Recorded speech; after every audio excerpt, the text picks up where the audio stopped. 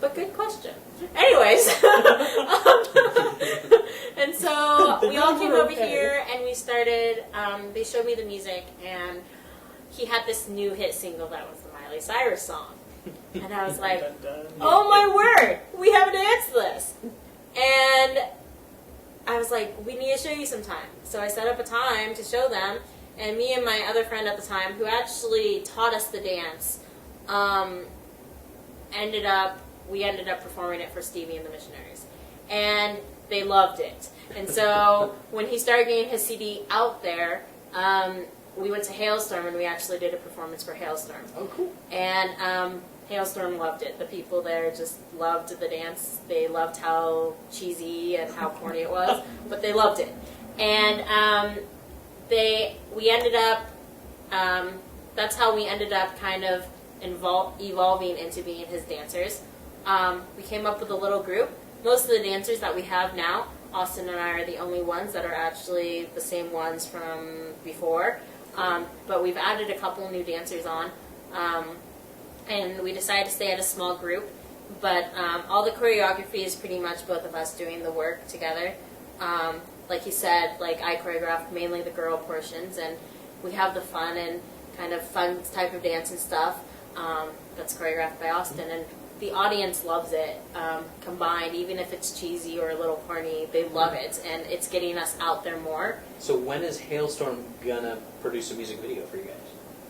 Hopefully soon. Hopefully we not even So if anyone from Hailstorm is watching, you need to give these guys some money to make a music video. To get it done, to get this sold, because it's awesome. So. Yes. So Austin. So what's got you started? my life. I love performing and just My life. I'm outgoing and I'm kind of weird, if you put it in that sense, just in the fact that I've always been so outgoing and I talk a lot and I always have people laughing that, I don't know, for some people that's weird. And so That's very weird. yeah, random. But, so I've been performing happenstance. and acting and stuff since 9, and then I've just been going on dancing, acting, making movies.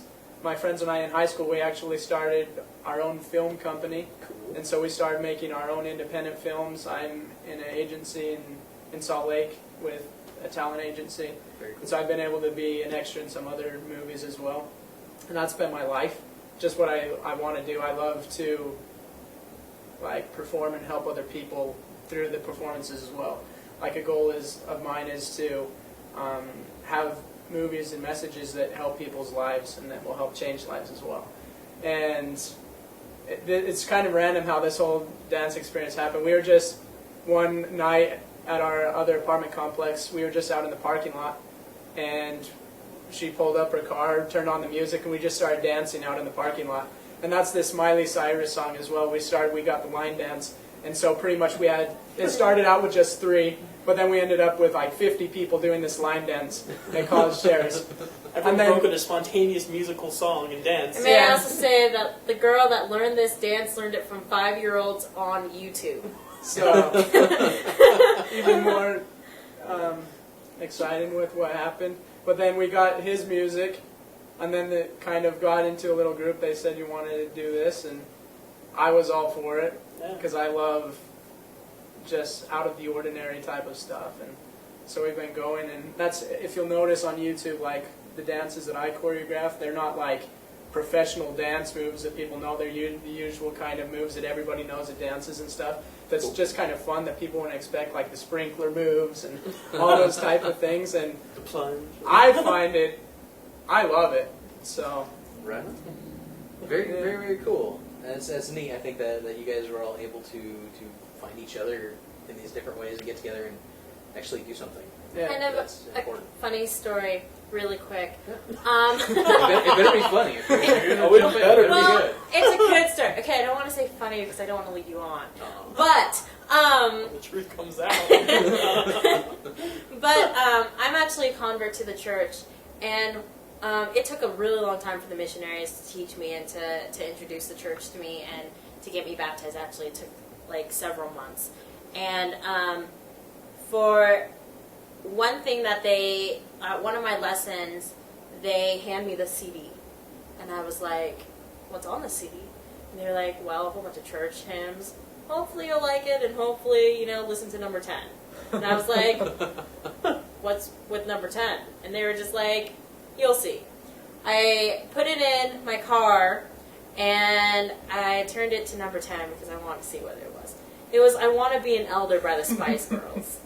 And I was like, who has time to sing this? I am so confused. And it turns out that I had his song from years ago, from when I was graduating from high school, which was 2004.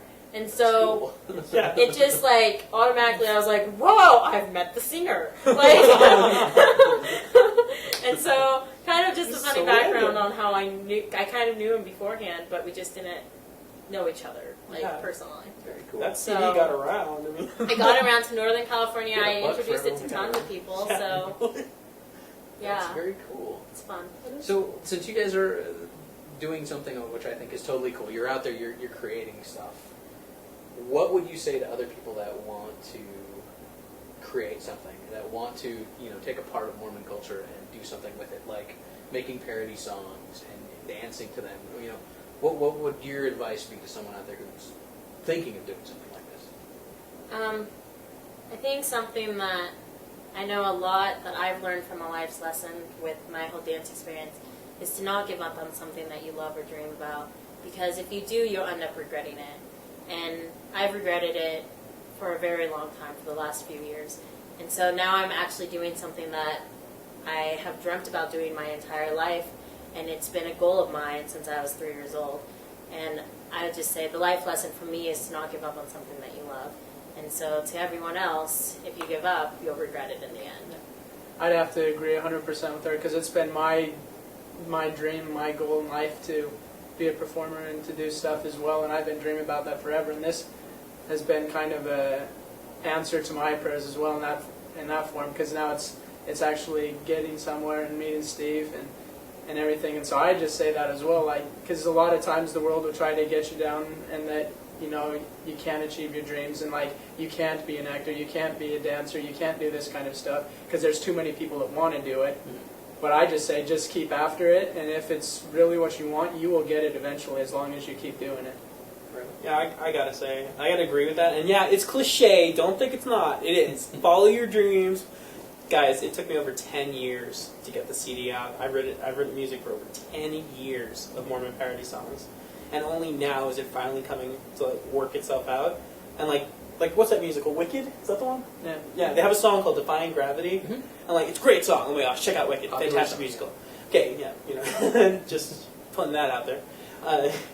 Product placement. Go get cultured people. Right, get cultured people. Go on Broadway, do your thing. It's but the girl in the song "Defying Gravity" is singing, and she actually says in there, she's like, "I'm through with accepting limits, just because people tell me that they are." And it's true, I had a lot of people tell me, "This is stupid. This is never going to be anything. Don't do it. Don't follow your dreams. Just stop thinking and live in the real world." And you know what? It's I didn't give up on that. I never could. It was something I loved. It was my passion, my thing to do. And because of it, yeah, it took a decade. But you know what? It's a decade. It's here. And I'm thrilled. I'm happy. My dream is fulfilled. I have no regret. Awesome. And now you've hit the big time. You're on MormonCast. Oh, yeah. We are on MormonCast. So, I don't know how much higher you can get from here. Once you hit MormonCast, man, there's nowhere to go but, I guess down, really. I think even, some of the hardest things that you might think are the hardest goals to achieve and you don't think you're going to ever get there, that when people say that it's too hard and you're not going to make it, they're lying to you. Because you can make it if you have the goal and you have the energy to get there. And that's something that I've had to learn on a long road, because I didn't think I'd ever dance again. And then, I met him, and it was kind of like I started dancing again. And there are times that I still can't think I can do it, but I always have to remember that in my head I can say I can. And so that's a big, I think, life lesson, too. Like Ethel Merman, I had a dream, whatever. She's got her dreams, and we got ours. And